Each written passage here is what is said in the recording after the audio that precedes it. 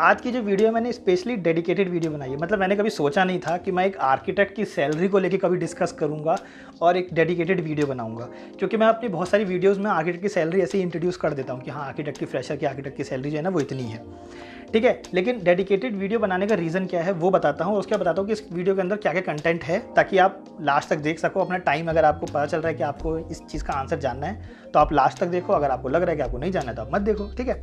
तो सबसे पहले बताता हूँ कि मैं डेडिकेटेड वीडियो क्यों बना रहा हूँ। वो इसलिए बना रहा हूँ क्योंकि बहुत सारे स्टूडेंट्स हैं जो कि मुझे डीएम करते हैं। कुछ लोग कमेंट पे पूछते हैं, लेकिन कुछ लोग डीएम करते हैं इंस्टाग्राम पर। पॉप आर्ट डिज़ाइंस जो है मेरी इंस्टाग्राम आईडी, तो उस पर कमेंट करके मेरे से पूछते हैं या डीएम करके पूछते हैं कि सर एग्जैक्टली मार्केट की सैलरी जो है वो कितनी होती है। तो जो 10th और 12th क्लास के जो स्टूडेंट्स होते हैं ना, जब वो पूछते हैं और जब मैं उनको वो सैलरी बताता हूँ, ठीक है, कि सैलरी अभी एग्जैक्टली में ये है, तो बहुत सारे स्टूडेंट हैं जो उसको पॉजिटिव लेते हैं, लेकिन बहुत सारे स्टूडेंट्स हैं जो उसको नेगेटिव भी लेते हैं, और उनका रिएक्शन कुछ इस टाइप का होता है, अरे ये तो बहुत कम है।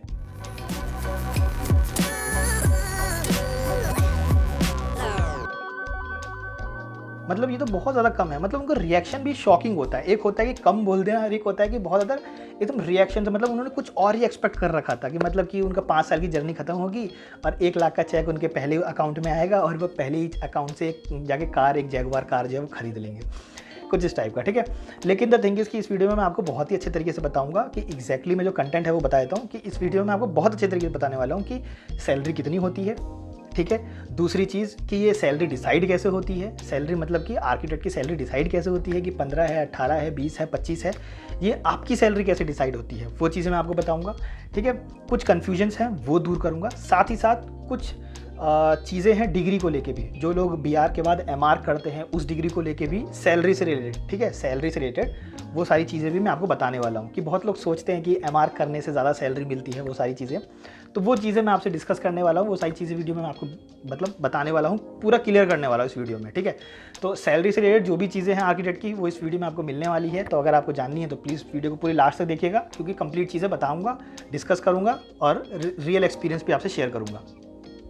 तो सबसे पहले स्टार्ट करते हैं कि आर्किटेक्ट की सैलरी एग्जैक्टली में होती कितनी है। देखिए, आर्किटेक्ट की जो अभी सैलरी है, मतलब पैंडेमिक के बाद जो है वो चल रही थी 12 से लेके 18 के बीच में, और अभी जो चल रही है वो चल रही है 15 से लेके 20 के बीच में, ठीक है। मतलब 15,000 से लेके 20,000 के बीच में चल रही है सैलरी। इससे ऊपर मिल सकती है, बहुत बहुत एक्सेप्शनल केस में मिलती है। तो मैं प्लेसमेंट की बात नहीं कर रहा हूँ, क्योंकि प्लेसमेंट समथिंग अबाउट कि वो डिपेंड करती है यूनिवर्सिटीज़ पे, और उनके पास कौन सी कंपनी अप्रोच कर रही है उस पर डिपेंड करती है, ठीक है। तो वो तो हम डिस्कस नहीं कर सकते, क्योंकि अब मैं उन कंपनी के जाके तो नहीं देखने वाला। तो एक एवरेज बात करता हूँ जो मेजॉरिटी में चलता है, ठीक है। तो वो सैलरी यही चल रही है 15 से 20,000 के बीच में।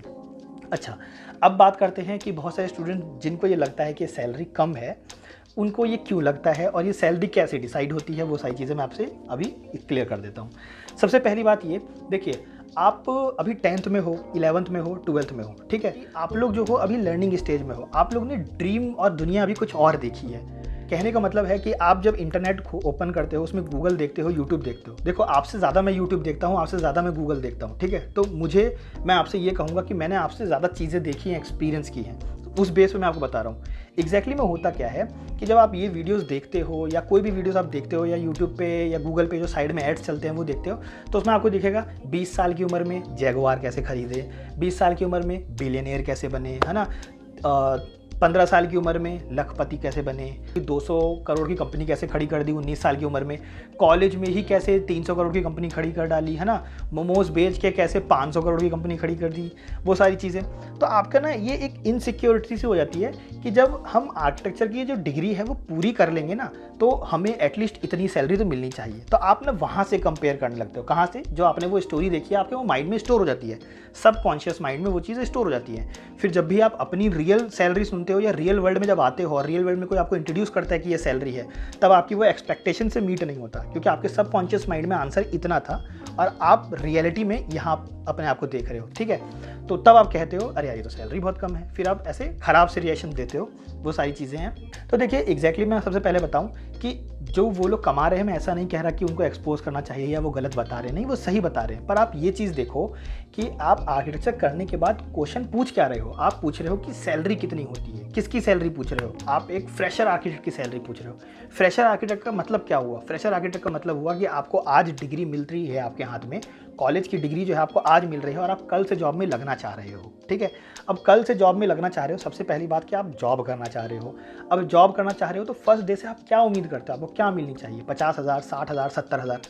अगर ये मिलती या अगर मिल रही होती तो फिर इंडिया में अनएम्प्लॉयमेंट रेट तो फिर तो आपने कभी सुना ही नहीं होगा। अनएम्प्लॉयमेंट रेट मतलब आप रियलिटी को तो फेस ही नहीं कर रहे हो। आपने कभी सुना नहीं है क्या कि इंडिया में बेरोजगारी चल रही है, इंडिया में पे स्किल ज़्यादा नहीं मिलता है इसलिए लोग बाहर जाते हैं? ये सारी चीज़ें कभी सुनी नहीं है क्या? रियल चीज़ें सुन नहीं रहे हो या इन सब चीज़ों को कान बंद कर रखा है?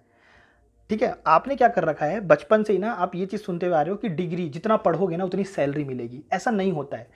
पढ़ाई एक अलग चीज़ है, मनी एक अलग चीज़ है और फूड एक अलग चीज़ है। मतलब खाना एक अलग चीज़ होती है, मनी एक अलग चीज़ होती है और पढ़ाई एक अलग चीज़ होती है। बहुत लोग इसी चीज़ को गलत लेके चलते हैं। जो लोग बीआर के बाद एमआर कर रहे हैं आज की डेट में, वो स्टूडेंट्स भी यही गलती करते हैं। उन्हें लगता है कि बीआर में ज़्यादा सैलरी नहीं है, एमआर करके ज़्यादा सैलरी मिल जाएगी। अरे भाई, पहली बात मैं आपको क्लियर कर दूं कि हायर स्टडीज़ वो उन लोग को करना चाहिए जिनको पढ़ाई में इंटरेस्ट है।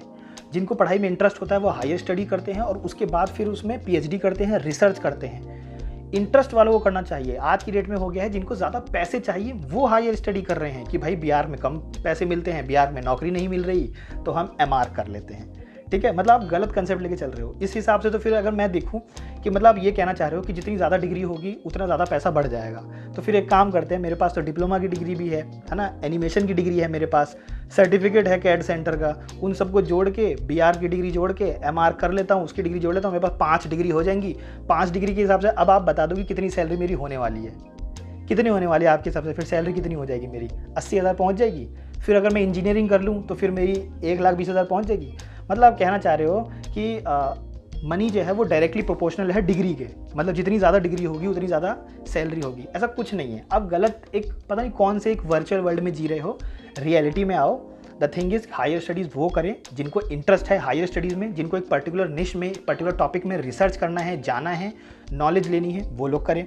जिनको गवर्नमेंट जॉब में जाना है तो वहाँ पे ज़्यादातर ओपनिंग्स जो हैं वो एमआर वालों की देखी जाती है, तो वो लोग करें। ठीक है, अब बात करते हैं कि आपकी जो सैलरी है या हमारी जो सैलरी है वो कैसे डिसाइड होती है। देखो, हमारी जो सैलरी है, आर्किटेक्ट की जो सैलरी है वो हम ही डिसाइड करते हैं। अगर हमने ये चीज़ सोच रखी है, मान लो मेरे पास नेटवर्क बेस अच्छा है, मैंने कॉलेज के टाइम पे रियल प्रोजेक्ट्स कर लिए, मेरे पास नेटवर्क बेस अच्छा है, तो मैं चाहूँ तो जॉब नहीं करके डायरेक्ट बिजनेस पे जंप कर सकता हूँ, क्योंकि मेरे पास क्लाइंट बेस है। तो जब मैं बिज़नेस करूँगा तो मेरे फर्स्ट डे से ही सैलरी जो है वो 50,000 होगी, 60,000 होगी। तो ये कौन कर रहा है फिक्स? ये हम खुद करते हैं। हम हमारी कैपेबिलिटी पे खुद ही शक करते हैं। अगर आप जॉब करना चाह रहे हो तो जॉब में लॉन्ग विजन लेके चलो कि जॉब करने के बाद एक एक्सपीरियंस लोगे, प्रैक्टिस हो जाओगे, उसके बाद अपना फर्म खोलोगे, तब आप एक अच्छा अमाउंट कमाओगे। ठीक है, पक्की बात है, फिर तो आप एक अच्छा अमाउंट कमाओगे, तब आपको कोई नहीं रोकेगा।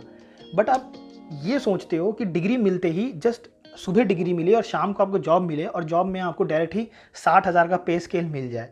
वो चीज़ें प्लेसमेंट में होती हैं, और प्लेसमेंट इंजीनियरिंग, टेक्नोलॉजी, इन सब में होती है प्लेसमेंट में। और प्लेसमेंट आप जानते हो कितने ही लोगों को मिलती है प्लेसमेंट?